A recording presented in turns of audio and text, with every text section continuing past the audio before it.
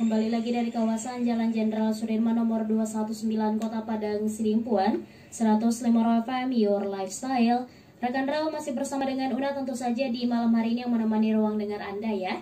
Dan gak berlama-lama lagi nih, seperti biasa itu di hari Rabu malam ya, tepatnya di formasi pukul 20 kita ada talk show bersama dengan IAIN Kota Padang Sidimpuan. Nah, saat ini sudah bersama Una salah satu narasumber kita, yaitu Kaprodi PIAUD atau Pendidikan Anak Usia Dini, Fakultas Tarbiyah dan Ilmu Keguruan IAIN Kota Padang Sidimpuan.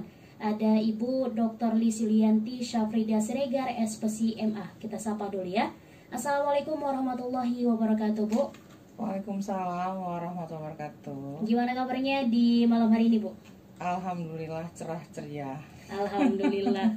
Sehat. Iya, tadi kita sempat berbincang sedikit, kalau nggak salah Ibu baru aja jadi Kaprodi PIAUD ini ya, Bu? Jalan 1 tahun. Jalan 1 tahun. Iya. Kalau nggak salah juga PIAUD ini prodi baru di ini ya, Bu ya? Kalau nggak salah. Atau sudah berjalan sebenarnya mulainya tuh angkatan sekarang memang semester 7 yang tertua ya. Artinya kita memang belum ada menamatkan karena angkatan NIM tertua itu ada NIM 2018 gitu. Iya, baik Bu. Tema kita di malam hari ini adalah mengembangkan potensi anak ya, Bu. Ya, karena pas banget saya memang cari temanya yang sesuai dengan bidang saya. Kebetulan karena kami di Pendidikan Islam Anak Usia Dini, maka urgensi dari prodi kami adalah bagaimana mengembangkan potensi anak, menggali minat, bakat, terus bagaimana pelaksanaan pendidikannya gitu. Iya, Bu. Tapi teringatnya nih, Bu, kenapa Ibu mengambil tema kita itu adalah mengembangkan potensi anak? Karena saya pikir ini adalah sebuah hal yang penting ya, yang harus disadari dari awal oleh orang tua agar dalam menempatkan atau memposisikan anak, baik itu nanti dalam bidang pendidikan ya, sekolahnya nanti itu tidak salah arah gitu. Jadi kalau kerja itu udah ada the right man and the right place ya, jadi pendidikan juga begitu. Jadi anak-anak ketika dia sudah menemukan kalau bahasa trainingnya sekarang tuh fashionnya, maka dia akan bisa menikmati dunianya gitu. Jadi yang penting bagi orang tuh menyadari urgensi dari pendidikan anak usia dini, walaupun memang secara formalnya pendidikan kita sekarang itu masih mewajibkan pendidikan 9 tahun ya, mulai dari sekolah dasar. Tapi saya pikir juga sudah banyak orang tua, apalagi di kondisi saat ini banyak yang orang tua bekerja, menyadari akan pentingnya pendidikan anak usia dini.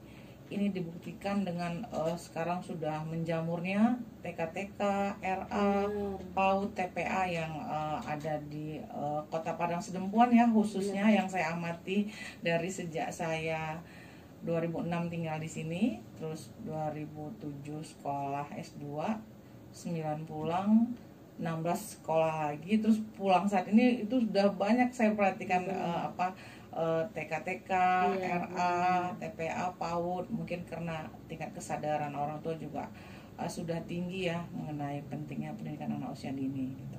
Iya, terima kasih Bu, dan mungkin boleh langsung kita masuk kepada materi kita ya Bu. Boleh.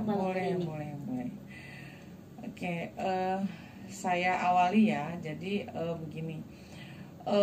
Kita perlu menyadari bahwa setiap anak itu dilahirkan mempunyai potensi. Jadi kita harus mengakui bahwa tidak ada manusia yang dalam hal ini anak gitu ya, dilahirkan tanpa memiliki kemampuan. Jadi kita lihat dulu bahwa potensi ini, kemampuan ini ya, itu adalah suatu hal yang memungkinkan untuk dikembangkan. Jadi setiap anak itu memiliki kemampuannya, hanya saja memang sistem pendidikan yang masih bersifat klasikal dan menganggap bahwa dengan anak yang lain ya, jadi ada istilahnya itu menyamakan, mengeneralisasi. Padahal sesungguhnya setiap anak itu memiliki potensinya masing-masing. Karena kita menyadari bahwa anugerah Allah yang diberikan pada manusia itu, baik berupa kemampuan untuk menjalankan tugas, fungsi, dan perannya juga sebagai manusia, itu juga ada pada diri anak. Maka penting untuk mengembangkan potensi pada diri anak ini sejak usia dini. Jadi kalau kita lihat dari rentang usia ya, pada perkembangan potensi ini harus kita lihat juga ya bagaimana tahapan belajar sesuai dengan perkembangan usianya. Seperti halnya anak pada 0 sampai 2 tahun itu disinilah saat yang tepat bagaimana anak membangun rasa percaya dengan lingkungannya. Jadi orang tua fokus pada bagaimana mengisi sisi afeksi kenyamanan anak dalam proses pengasuhan. Jadi yang harus diberikan adalah rasa aman, rasa nyaman, dan bagaimana merespon perasaan atau kegiatan-kegiatan aktivitas yang dapat bernilai positif bagi anak. Jadi perkembangan potensi sesuai usia ini adalah di mana usia 2 sampai 5 tahun itu disinilah proses anak itu mulai mengeksplor dunianya. Kalau secara psikologi pada fase ini dengan teorinya psikologi Sigmund Freud itu mengatakan bahwa ini adalah fase anak pada usia oral ya. Jadi 2 sampai 5 tahun, 1 sampai 3 tahun inilah fase-fase awal perkembangan anak. Jadi memberikan anak kesempatan, memberikan anak ruang, memberikan anak kepercayaan, dukungan ya, kesempatan untuk menikmati dunia dengan cara bermain. Maka kita sering mendengar pada pendidikan anak usia dini ada istilah belajar sambil bermain. Jadi kalau saya sih secara pribadi lebih menekankan konsep bermainnya sambil belajar. Jadi ketika bermain itu kita masukkan nilai-nilai pelajaran. Misalnya ketika kita bermain dengan menyanyikan lagu Kereta Api. Mungkin semuanya udah tahu ya, Kereta Api zaman dulu itu nyanyinya tetap sama, belum berubah sampai sekarang.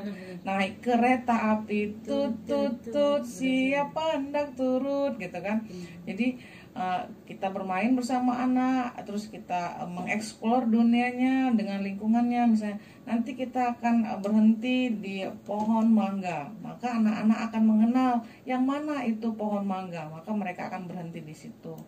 Kemudian kita bisa mengembangkannya dengan mengenalkan benda-benda. Nanti kita akan tiba di sebuah ruangan di mana di situ ada bola atau ada kubus gitu kan. Jadi anak juga mengeksplor dunianya dengan cara bermain tadi.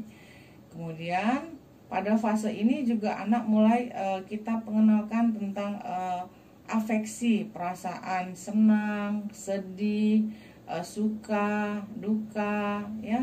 Jadi dengan demikian dia juga akan mulai merasakan rasa sensitivitasnya sebagai human ya, manusia.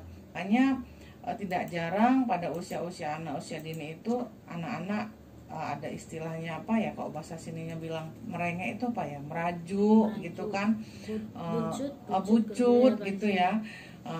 Jadi memang pada fase inilah anak ingin banyak diperhatikan, dimanja gitu. Jadi dengan dia bertingkah atau berkelakuan demikian, sesungguhnya dia ingin mendapatkan perhatian dari orang tuanya. Gitu. Jadi penting kita untuk menyadari akan tahapan-tahapan perkembangan anak ini sesuai dengan fase usianya. Kemudian pada usia 6 sampai 12 tahun itu ada pada tingkat sekolah dasar, di mana pada masa ini kita sudah mulai mengenal potensi pada diri anak sesuai dengan kompeten yang dimilikinya. Contohnya, ya, anak-anak yang menyenangi beberapa bidang studi, misalnya berkesenian bernyanyi, berolahraga, matematika, ya. Jadi kita memberikan kesempatan kepada mereka. Kesempatan itu baik itu kesempatan yang berupa keberhasilan maupun kegagalan. Kita juga penting untuk melakukan kegagalan kepada anak. Supaya apa? Supaya dia juga mengetahui bahwa ketika apa yang diinginkannya itu terkadang dia memang harus butuh perjuangan yang lebih ekstra, seperti belajar lebih giat. Ya, jadi dia diharapkan dengan demikian menyadari keberadaannya, kemudian memberikan toleransi atau penghargaan terhadap dirinya sendiri. Jadi dengan tidak menyalahkan dirinya sendiri, kemudian menjadi motivasi untuk belajar lebih baik lagi. Jadi tahapan-tahapan proses pengembangan potensi anak itu seperti halnya eksplorasi ya. Jadi di tahapan ini penting bagi orang tua untuk memberikan sebuah fasilitas belajar bagi anak, di mana anak berkesempatan untuk mencari sendiri, terus memahami, mengerjakan, ya. Karena proses belajar itu akan lebih mudah apabila dikerjakan sendiri, learning by doing. Dengan dia mengerjakan sendiri, maka dia akan lebih mudah untuk mengingat ya dalam memorinya untuk melakukan hal itu kembali berulang. Jadi seperti halnya kata pepatah ya, pisau yang tumpul sekalipun kalau sering diasah itu akan tajam. Maka begitu juga dengan potensi anak. Ketika kita sering menggali potensinya, memfasilitasinya, terus kita lakukan secara berulang-ulang gitu ya, maka ini akan menjadi keterampilan yang akan dimiliki anak gitu. Jadi penting untuk memberikan kesempatan, ruang, space bagi anak untuk mengeksplor dunianya. Makanya orang tua ya dalam hal ini sebaiknya tidak memberikan sebuah batasan yang ketat, artinya pelarangan-pelarangan dengan membanyakkan istilah jangan ke sana, jangan kemari. Tapi sebaiknya orang tua ketika kalaupun penting kita untuk melarang bagi anak, maka harus disertai dengan alasan. Jadi jangan bermain api misalnya, jangan pegang pisau, jangan ambil gunting itu, jangan. Tapi kita memberikan sebuah alasan mengapa kita melarangnya. Dengan demikian dia akan mencoba untuk memahami alasan itu dan menerimanya, sehingga tidak melakukan hal yang tidak kita inginkan tadi. Kemudian setelah kita memberikan kesempatan untuk mengeksplorasi, maka kita juga memberikan kepadanya kesempatan untuk mendalami apa yang menjadi keinginan, hobi, minatnya. Seperti halnya sekarang, kalau dulu ya anak-anak ketika kita TK, saya ingat ketika dulu sekolah, ketika tanya oleh guru, cita-citanya nanti kalau besar mau jadi apa ya? Profesi yang sering disebutkan adalah polisi, dokter gitu kan. Jadi kalau sekarang anak-anak ketika ditanya, nanti cita-citanya mau jadi apa? Mereka sudah mengenal master chef, ya. Mereka sudah kenal sekarang itu wartawan. Mereka sekarang sudah kenal itu artis, selebritis, sudah kenal. Udah banyak profesi-profesi yang dikenal sama mereka. Jadi dengan demikian kita memberikan kesempatan kepadanya untuk mengeksplorasi tadi, terus memberikan pendalaman atau dia menghayati atau menguasai bidang yang diminatinya. Seperti tadi kan ketika dia hobinya memasak, maka mungkin bagi keluarga-keluarga yang mempunyai fasilitas lebih secara ekonomi bisa memberikannya kesempatan untuk les masak misalnya begitu. Ya, bagi anak-anak yang senang menggambar disertakan ikut les menggambar. Yang hobi matematika bisa les matematika, yang senang olahraga bisa diberikan les renang dan lain sebagainya. Jadi dengan mendalami bidang itu, maka anak akan menjadi terampil, menjadi mahir, menjadi menguasai bidang itu. Ketika dia kuasai, ya dia mahir, kita berikan kesempatan kepada dia berkompetisi, dia menjadi juara, maka akan muncullah rasa percaya diri pada diri anak. Sehingga kalau kita ikutkan lagi dalam kompetisi berikutnya, dia akan meminta untuk dilibatkan. Dan kesempatan ini bagi anak untuk bisa melatihnya agar lebih terampil dan lebih menguasai apa yang menjadi bidang minatnya tadi. Oke, Oke, saya pikir itu untuk sesi pertama ya. Nanti mungkin ada hal-hal yang kita diskusikan, boleh nanti kita lanjutkan kembali. Terus bagaimana tuh dengan bakat minatnya? Sabar, sebentar lagi akan kita bahas ya.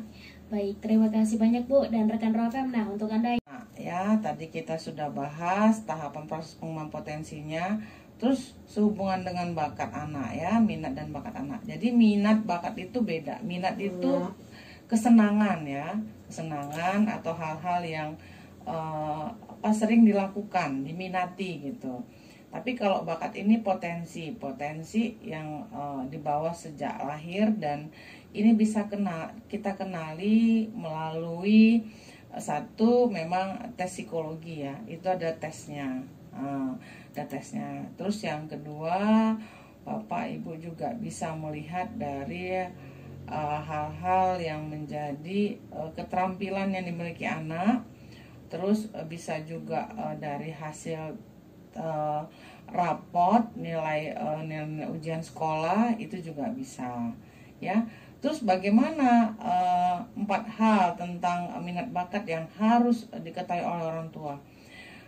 Ketika minat dan bakatnya sudah diketahui, maka penting bagi orang tua untuk memilihkan karir ya, membantu anak ya mengembangkan kemampuan dan minatnya tadi ya. Jadi perlu untuk memahami kebutuhan dan menemukan jaringan sosial yang bisa mendukung minat dan bakat anak. Apalagi sekarang ya, sekarang itu dengan teknologi, media sosial ya, banyak itu seperti perlombaan-perlombaan. Pagi kalau kayak masa pandemi gini ya, hampir banyak dilakukan secara daring ya, misalnya lomba dai cilik kayak gitu kan, lomba hafiz, lomba bernyanyi ya, lomba cipta lagu anak ya, tapi yang menciptakan anak. Terus lomba mendongeng, anaknya yang bercerita gitu ya. Jadi penting bagi orang tua untuk bisa mendampingin anak, memilihkan bidang mana yang cocok, yang sesuai dengan anak, dan kita juga bisa menemukannya melalui jaringan sosial ya, link yang kita miliki. Kemudian penting bagi orang tua juga untuk menyadari bahwa orang tua sebagai modeling bagi anak, objek lekat, teladan utama. Bagaimana penumbuhan potensi ini didapat dari keluarga yang dipercaya dan dicontoh bagi anak nilai-nilai kebaikan. Jadi penting bagi orang tua untuk menjadi model bagi anak ya, untuk mengembangkan potensinya tadi. Dia didukung, disupport ya. Kemudian anak juga dapat menyalurkan dan mengkomunikasikan minatnya dengan berbagai cara. Misalnya ya, ketika kita buka ruang diskusi sama anak, melihat keterampilan-keterampilan dimilikinya, baru kita tanyakan bagaimana, apakah dia menyenangi tentang bidang-bidang tersebut ya. Terus peran orang tua sebagai fasilitator ya, mendukung dengan memfasilitasi kegiatan-kegiatan yang diminati anak tadi. Misalnya dalam olahraga renang misalnya, ya menyempatkan waktu lah Bapak Ibu, walaupun bekerja Ibu sama bapaknya Senin sampai Jumat, Sabtu Minggu mungkin banyak kondangan ya. Ini aja kena pandemi aja ini nggak dibatasi kondangannya ya. Jadi disempatkanlah waktu bersama anak untuk bermain, berolahraga, menikmati kebersamaan, misalnya sekedar menonton TV bersama, menikmati makanan bersama. Jadi dengan demikian kelekatan itu dapat memberikan hubungan yang erat antara orang tua dan anak. Ketika hubungan itu erat, maka itu bisa membuka bagi anak untuk menyampaikan apa yang dirasakan, apa yang dipikirkan dengan leluasa dan tanpa beban kepada orang tua. Maka ada beberapa langkah yang penting yang harus kita perhatikan dalam mengembangkan potensi anak. Kita lihat dari sisi atau perspektif Islam ya, karena saya sendiri itu saat ini diamanahkan sebagai Kaprodi PIAUD, Pendidikan Islam Anak Usia Dini ya. Kalau saya itu Mbak membuat slogan tuh Prodi PIAUD. Saya yang sering bilang sama mahasiswa saya atau teman-teman, prodi PIAUD, prodi berasa. Berasa apa gitu kan? Rasa itu saya ambil dari singkatan ramah anak, sayang anak. B itu menjadikan. Karena prodi PIAUD ini adalah prodi yang akan melahirkan calon-calon guru PIAUD ya, dalam konsep keislaman yang nantinya juga akan mampu untuk mengajar di sekolah-sekolah TK dan RA ya. Jadi langkah pengembangan potensi anaknya itu dapat dengan menguatkan, yang utama adalah nilai-nilai ketakwaan ya, nilai ketakwaan, akhlak dengan cara ya mengajarkan sholat dan mencintai Al-Quran. Jadi memberikan penguatan landasan ini kepada anak di awal. Kemudian memberikan sentuhan kasih sayang. Sentuhan kasih sayang bisa dengan perkataan, bisa juga dengan sentuhan fisik, misalnya dengan membelai, merangkul, memeluk, ya. Kemudian berdiskusi bersama anak untuk mengenali perasaannya, pengalamannya, ya. Jadi dengan berdiskusi itu akan memberikan ruang bagi anak untuk dapat menyampaikan apa-apa yang dirasakannya, dipikirkannya. Kemudian apalagi? Kita juga harus mampu berpikir positif. Positive thinking itu perlu.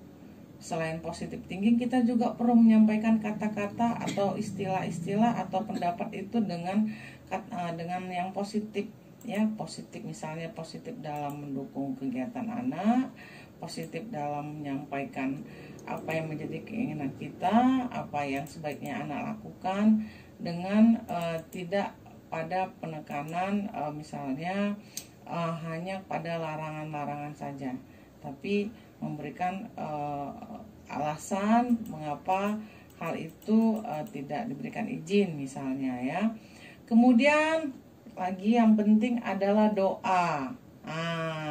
Jadi sebagai orang tua ya, itu akan langsung ya doanya itu kepada anak, jadi nggak ada batasan. Jadi artinya ketika orang tua itu misalnya ya, kadang kita kan kadang emosi gitu ya, kadang mau melampiaskannya dengan mengucapkan kata-kata yang bernilai negatif gitu kan. Jadi sebaiknya ini dihindari. Jadi boleh marah, masa nggak boleh marah? Boleh ya. Tapi bagaimana melampiaskan rasa marah ini dengan cara menghindari perkataan atau tindakan yang bersifat negatif, misalnya memukul gitu kan, memaki, itu dihindarkan ya. Jadi kalau kita lihat dari potensi kemampuan otak ya, itu banyak melibatkan aktivitas mental seperti ya ingatan ya, kreativitas, merancang, problem solving ya, berimajinasi. Jadi ini lebih kepada aktivitas yang bersifat kognitif ya, potensi otak. Kemudian ada juga potensi kolbiah, yaitu keikhlasan, takwa ya, syukur, tawadu, tawakal, ridho, istiqomah. Jadi hal-hal ini perlu diajarkan kepada anak. Tapi tidak hanya diajarkan, tapi yang utama adalah dicontohkan dari orang tuanya, keteladanan. Karena objek lekat yang pertama dan orang yang utama yang sering ditemui anak adalah orang tua. Jadi perlu untuk mengajarkan nilai-nilai kebaikan dimulai dari orang tuanya sendiri. Ya, konsisten. Jadi antara ayah dan ibu itu harus satu. Maksudnya satu di sini gini. Ketika ayah melarang, ibu juga melarang. Jadi jangan satu melarang, satu membolehkan. Jadi ketidakkonsistenan antara ayah dan ibu ini membuat anak menjadi ragu dan selalu mencari apa istilahnya ya, pembela ya, apa namanya itu. Ketika dia salah, dia tahu ketika sama ayah akan dimarahi, ketika sama ibu akan dibela. Maka dengan demikian akan terjadi percekcokan ya antara ayah dan ibu, yang sebenarnya itu adalah bisa dihindari dengan konsisten tadi, antara misalnya hal-hal yang tidak boleh dilakukan anak antara ayah dan ibu itu bisa dikomunikasikan supaya satu perkataan gitu ya, jadi tidak membuat anak itu mencari mana yang bisa membela dia gitu ketika misalnya tindakannya itu salah. Jadi dengan demikian perlu untuk menyadari kompetensi apa, apalagi saat ini di masa sekarang era society ya, era society itu dimana era penggunaan teknologi IT itu mudah dan murah. Jadi siapa saja bisa berhubungan dengan orang lain dengan mudah di seluruh belahan dunia. Ya, dalam 24 jam kita sedempuan kita bisa komunikasi sama orang di Afrika, di Amerika, ya. Mudah sekali untuk mencari atau menemukannya. Tetapi disinilah yang harus kita sadari bahwa sebagai manusia, ya, society itu makhluk sosial, bahwa kita itu tidak bisa hidup tanpa bantuan orang lain. Rasa kemanusiaan itu tidak bisa digantikan dengan teknologi, ya. Bagaimana ketika saat ini banyak kita lihat orang yang kumpul satu rumah, satu meja makan, gitu kan, tapi tidak saling bercakap atau berdialog. Kenapa? Karena mereka asik dengan handphone yang ada di tangannya, gadget yang ada di tangannya. Kalau secara istilah psikologi itu namanya pubbing, dimana kita merasa asik dengan dunia kita sendiri tanpa menyadari orang-orang yang di samping kita. Maka banyak kita lihat ketika rapat-rapat di kantor, kita satu meja besar, letter U gitu kan, atau letter O gitu ya, kita rapat satu meja, tapi semua asik dengan handphonenya gitu. Jadi kurang penghargaan kepada orang yang sedang berbicara. Jadi kompetensi inilah yang harus diperhatikan demi masa depan anak, seperti ya hal yang berorientasi kepada tindakan, kerjasama, cerdas secara sosial, emosional, spiritual, ya, komitmen, mandiri, inovatif, berprinsip. Jadi ini harus dimiliki oleh anak dan diajarkan dari sejak dini, gitu kan. Terus bagaimana strategi yang bisa kita lakukan dalam mengembangkan bakat anak ini? Tadi kan, yang pertama adalah menumbuhkan kesadaran kepada anak, ya, menumbuhkan kesadaran kepada anak, ya. Dari orang tua juga harus menyadari bahwa anak dilahirkan dengan kemampuan, dengan potensinya masing-masing. Jadi kalau ibu punya 3-4 anak itu jangan dibanding-bandingkan, Pak, Bu, anaknya. Contoh tuh abangmu, lihat tuh anak ibu ini, dia pinter ini, mana kamu gimana, nggak ada pandainya gitu kan. Salah kalau ibu bilang nggak ada pandainya, ada pandainya, tapi ibu belum mengenali. Mungkin di situ. Terus kemudian bagaimana kita melibatkan orang-orang yang ada di sekitarnya atau kita sendiri, ya, dalam hal ini lingkungan, terutama keluarga, pendidikan dalam aktivitas belajarnya. Jadi jangan antara ayah dan ibu itu merasa bahwa ibu lah yang paling patut, paling pantas harus lebih banyak menemani anak belajar karena bapak udah capek bekerja di luar rumah. Jadi tidak demikian, bahwa ayah dan ibu juga memiliki porsi yang sama dalam mendampingi anak untuk belajar. Gitu. Jangan ketika pulang kerja, ya, terus anaknya mendatangin bapaknya, nanyakan PR, tanya sama bapakmu sana, bapak udah capek kerja gitu kan. Tidak demikian. Tapi kita bisa memberikan, sebentar lagi ya sayang, bapak baru pulang kerja, sabar ya gitu. Jadi dengan perkataan demikian, dengan perlakuan yang positif, maka anak akan menyadari bahwa mungkin ini bukan waktu yang tepat untuk menanyakan atau minta waktu anak pada ayah, gitu ya. Kemudian bagaimana kita mampu memahami perkembangan usia anak dengan cara kayak tadi ya, pada anak usia dini itu penting untuk memberikan kesempatan sebanyak-banyaknya, seluas-luasnya bagi anak untuk bermain. Karena sebentarnya Bapak Ibu anak-anak itu bala masa usia anaknya. Kalau kita lihat secara kuantitas ya, satu hari 24 jam. Berapa jam sih Bapak Ibu bisa bersama anak, terutama bagi orang tua bekerja? jam 7 setengah 8 sudah berangkat ke kantor, udah ngabsen. Anak-anak juga jam 7 udah berangkat sekolah, ya. Dulu ketika kita normal, siang pulang sekolah anak-anak sudah les, bapak sampai sore masih di kantor.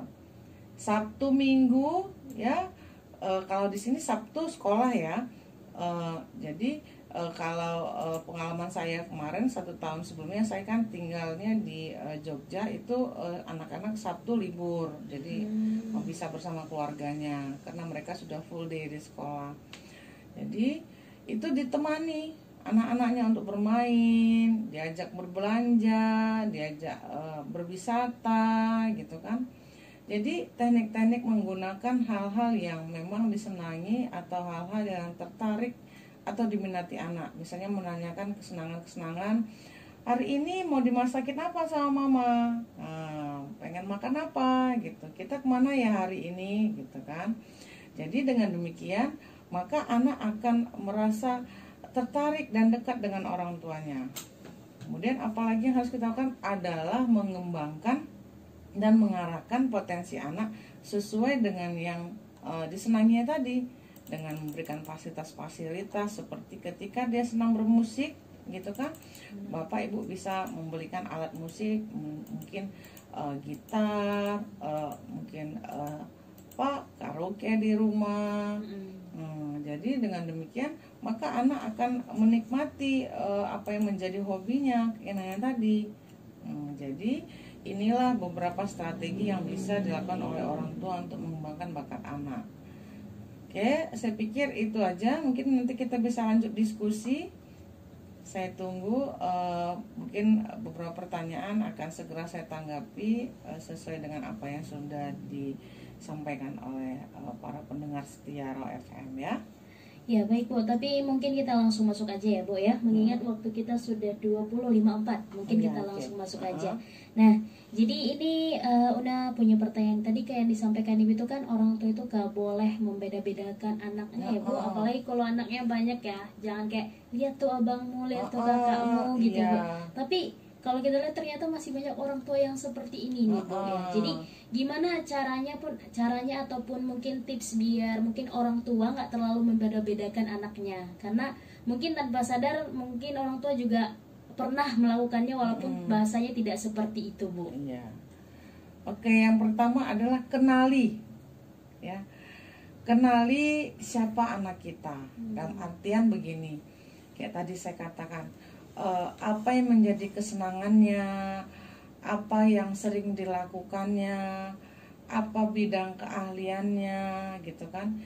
Jadi kenali anak kita dengan mengetahui apa-apa saja yang sering dilakukan atau disenanginya. Jadi dengan demikian ketika kita mengetahui itu, maka kita bisa mengarahkannya untuk dia terampil dalam bidang yang diminatinya.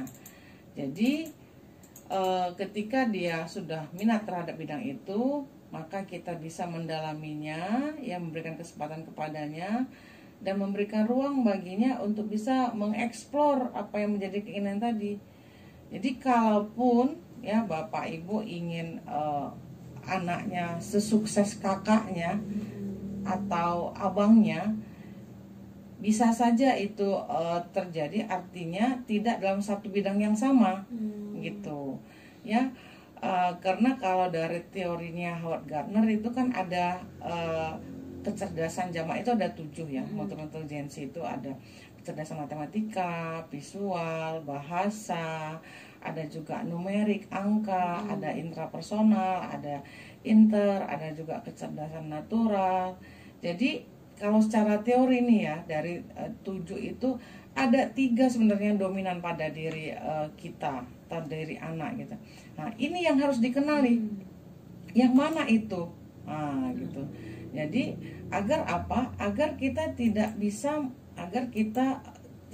mengeneralisasi anak yang satu dengan anak yang lain gitu.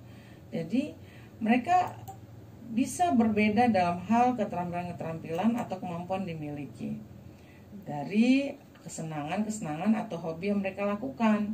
Jadi jangan membandingkannya dengan kakaknya, dengan abangnya, dengan membuat apalagi sampai istilah pelabelan bodoh, tololo, bitot, apalagi bahasanya di sini tuh ya, dungu gitu kan. Jadi lebih baik ibu menggantinya bapak dengan istilah-istilah positif, misalnya anak mama jorah hati, baik budi, anak soleh gitu. Mengajaknya bersama-sama beraktivitas seperti itu. Jadi dengan demikian akan menumbuhkan rasa percaya diri anak terhadap dirinya sendiri, dan orang tua juga memberikan motivasi atau dukungan ya dengan memberikan apresiasi kepada anak gitu ya. Oke, mungkin itu mengenali anak, terus memberikan ruang dan ruang kesempatan bagi anak untuk bereksplorasi ya, mendukungnya ya, dengan juga mengajak lingkungan atau orang-orang di rumah juga berpikiran positif terhadap anak. Jadi tidak mengasingkannya walaupun dia berbeda dari yang lain. Ya, baru-baru ini saya baru mendengar di Facebook itu cerita tentang Ria Ricis yang diceritakan oleh kakaknya, bahwa dulu dia tidak pintar ternyata dalam bidang matematika tapi berkesenian. Nah, tapi orang tuanya memberikan kesempatan kepada dia untuk bisa mengembangkan kemampuannya di bidang seni. Jadi tidak digeneralisasi seperti kakak-kakaknya gitu. Jadi memang ibunya itu sangat menghargai perbedaan yang ada pada diri setiap anak, dan tidak dipaksakan tentang apa yang menjadi keinginan orang tua yang harus anak yang satu sama dengan anak yang lain, karena menyadari bahwa setiap anak itu juga dilahirkan dengan potensi yang berbeda-beda gitu ya. Ya, kemudian Bu, pertanyaan dari via live Instagram ini ya Bu ya. Ini katanya, jadi orang tua itu memang pasti menginginkan anaknya sukses dalam bidang tertentu ya Bu. Jadi kalau misalnya orang tua hanya memfokuskan si anak untuk belajar pada satu bidang, itu bagaimana Bu? Oh, jadi gini. Yang pertama tadi kan kenali ya.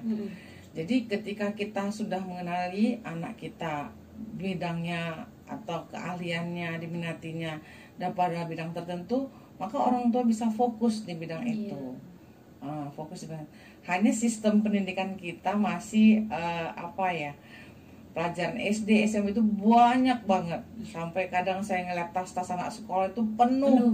Bukunya tebal-tebal. Memang orang Indonesia itu banyak yang pintar. Pintarnya banyak, tapi dikit-dikit. Pintar fisika dikit-dikit, pintar kimia sedikit-dikit, pintar biologi sedikit-sedikit. Pintar nyanyi juga pintar, tapi dikit-dikit. Dikitnya pintarnya nyanyi di kamar mandi, nggak berani di panggung, nggak berani tampil gitu kan. Jadi bagaimana kita mampu mengenali dan melihat potensi-potensi anak itu dari prestasi-prestasi selama ini, seperti nilai raport, menanyakan kepada gurunya gitu kan, menanyakan kepada anaknya langsung gitu kan. Jadi berbeda dengan yang saya tahu itu di luar negeri ya, mereka itu dari kecil sudah difokuskan orang tuanya pada satu bidang. Misalnya anak yang kalau bapak ibu yang mungkin bapak lebih ya, seperti Lionel Messi ya, pemain sepak bola, itu dari kecil sudah diketahui bahwa dia itu sangat minat pada bidang bola. Maka orang tuanya itu dari kecil sudah memberikan kesempatan seluas-luasnya bagi dia untuk menekuni sepak bola. Jadi dari kecil dia sudah didukung untuk melakukan kegiatan aktivitas sepak bola. Jadi kalau kita kan masih jarang ya, kalau bidang-bidang seperti itu, yang kesenian gitu masih jarang. Seperti kemarin tuh saya baca tuh anaknya Darius Sinathrya sama Donna Agnesia itu malah berangkat juga ke luar negeri untuk sekolah bola. Kalau kita di sini jarang orang tua yang mau kasih anaknya sekolah bola, mau jadi apa kau nanti, kan ada istilah kayak gitu. Jadi makanya saya bilang dulu sama sekarang tuh jelas berbeda, pasti berbeda.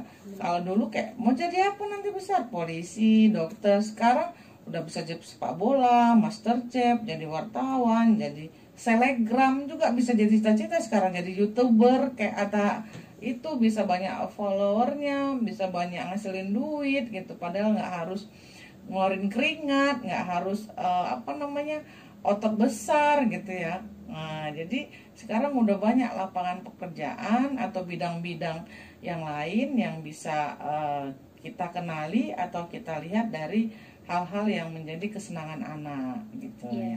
Baik Bu, mungkin sampai di sini dulu pertemuan kita ya Bu. Berhubung juga kita sudah menunjukkan informasi pukul 9 lebih 3 menit ya. Baik rekan Raw FM, terima kasih banyak Bu sudah bergabung bareng kita di malam hari ini. Mudah-mudahan bisa bergabung di lain hari bareng kita tentu saja. Tapi sebelumnya Bu, ada mungkin yang mau disalam-salam dulu Bu di malam hari ini, disilahkan Bu. Oh iya, baik, terima kasih. Ini senang sekali, ini pengalaman perdana saya untuk on air ya, di radio ya, Raw FM. Jadi terima kasih sekali atas undangannya dan kerjasama yang sudah berlangsung lama ya. Tadi saya sempat bincang sama Bapak pengelola atau pendiri Raw FM ini. Udah lama IAIN Sidempuan sama Raw FM itu kerjasama, dan saya juga merasa senang sekali diberikan kesempatan melalui program MOU antara Raw FM dengan FTIK ya. Saya selaku Krapodit Piaut di sini juga ingin menginformasikan kepada warga Kota Padang Sidempuan ya, mohon doa dan dukungannya dalam transformasi IAIN menuju UIN Padang Sidempuan. Dan saya pikir ini juga akan mendapatkan manfaat yang besar bagi warga Kota Padang Sidempuan dan masyarakat Tabaksel, karena cukup berbangga bisa ada kampus satu-satunya negeri di Dati 2 di Sumatera Utara ya, yang berada di Kota Padang Sidempuan. Jadi mungkin kita bisa sama-sama mendukung dan berpartisipasi dalam menjadikan Kota Padang Sidempuan sebagai kota pendidikan. Ya, mungkin itu aja Mbak.